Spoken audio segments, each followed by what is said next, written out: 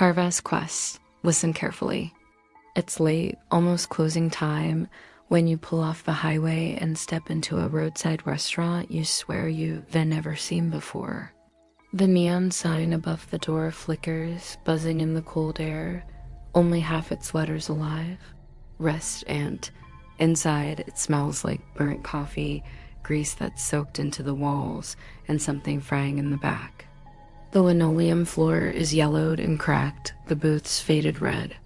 A clock ticks faintly above the counter, but the sound feels wrong, like it's echoing in a place too empty to hold it.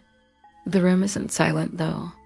A waitress stands wiping down tables, slow and tired, her eyes distant. And there's one other person, the only customer, sitting hunched in a booth at the far end. His head bowed, face hidden in shadow. You take a seat by the window. The waitress notices you and walks over.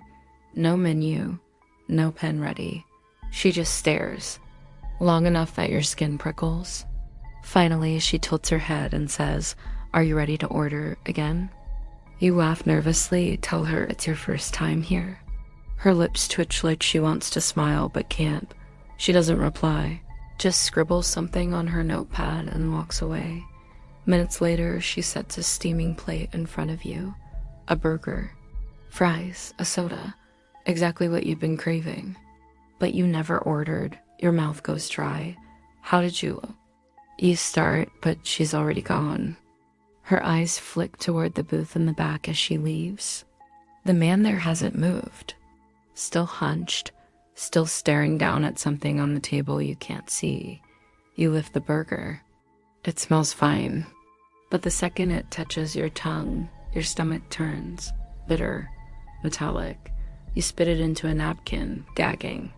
That's when you see it. Words carved deep into the wood beneath your hands. Letters gouged out like someone scratched them in desperation. Don't eat, your chest tightens.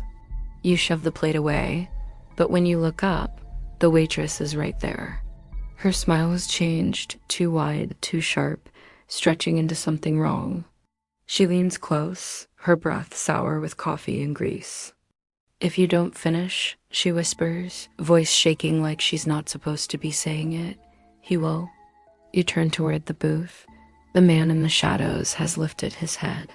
His face is your face, same eyes, same mouth, same exhaustion. And he's smiling. His voice cuts through the silence, but it's your voice.